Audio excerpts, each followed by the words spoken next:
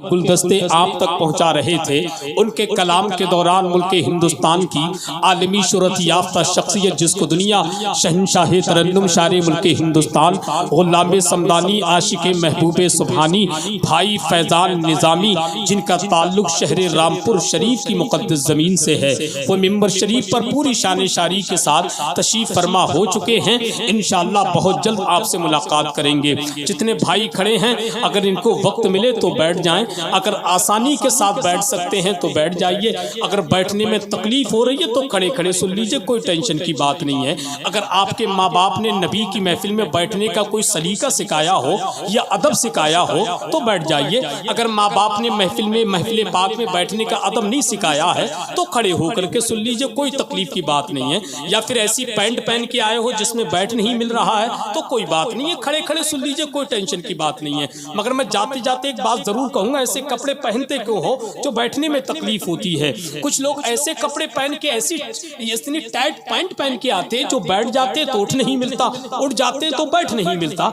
एक साहब पहुंच गए हकीम जी के पास, कहने लगे हकीम जी बैठता हूं तो उठ नहीं मिलता, उठता हूं तो बैठ नहीं मिलता, क्या करूं हकीम जी। तो हकीम जी ने ऊपर से नीचे देखा और कहने लगे सिर्फ 2 रोटी खाया करो। क्या बोले? सिर्फ 2 रोटी खाया करो। आप जानते हैं जो एक वक्त में 30 या 35 रोटियां खाता हो, उससे हकीम जी 2 रोटी के लिए कह दे तो उसकी हालत क्या होगी। उन्होंने कहा हकीम जी 2 रोटी तो मुझको खाना, मगर ये बता दें ये 2 रोटी खाने से पहले खाना या खाने के बाद खाना है कि नहीं। तो आप वाकई अगर सुनना चाहते हैं, जो लोग बैठ सकते हैं आसानी के साथ बैठ जाइए, वरना मेरे पास इतना वक्त नहीं है कि मैं आपको बैठाने में ही अपना सारा वक्त लगा दूं, क्योंकि मैं भी कुछ करने के लिए आया हूं। वरना आप नहीं बैठेंगे तो ऐसा तो है नहीं कि लाठी लेकर के मैं खुद घूमूंगा और खुद आपको बैठा लूंगा। अल्लाह ने आपको भी अक्ल दी है कि नबी के जलसे में किस अंदाज से बैठा जाता है, उलमा की महफिल में किस तरीके से बैठा जाता है। पहले दौर के लोग कई कई मील का सफर करने के बाद अल्लाह उसके रसूल का जिक्र सुनने के लिए जाते थे। आज के दौर में कई कई मील का सफर करने के बाद लोग अल्लाह उसके रसूल का जिक्र सुनाने के लिए आते हैं। पहले दौर में कुआं खुद प्यासा खुद कुएं के करीब में चल के जाता था, आज के दौर में कुआं खुद प्यासे के करीब चल के आता है। पहले दौर में अगर किसी के घर पे मेहमान चला जाता था तो घर वालों को बड़ी खुशी मिलती थी।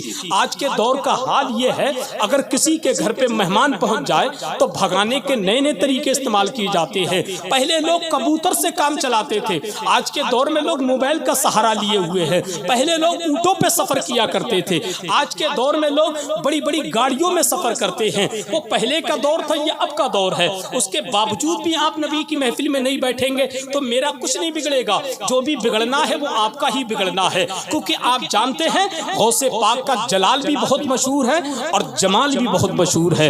ये याद रखें, बगदाद के गौसे आजम फरमाते हैं मैं पूरी दुनिया को ऐसे देखता हूँ जैसा कि हाथ की हथेली पर राई का दाना देखा जाता है। तो आप अंदाजा लगाएं, उलमा की मौजूदगी में कह दूं, सदर जलसा की मौजूदगी में जब बगदाद से गौसे आजम हसन रजा को देख रहे हैं तो बगदाद से गौसे आजम आपको भी देख रहे हैं, और बगदाद से गौसे आजम उन लोगों को भी देख रहे हैं जो पिंडाल से बाहर खड़े हैं या दुकानों पे अपना कीमती वक्त बर्बाद कर रहे हैं। लिहाजा ज्यादा तबहीद में जाने की जरूरत नहीं है। बस एक शेर पढ़ता हूँ और एक आपके महबूब शायर को आपकी समातों की अदालत में पेश करता हूँ।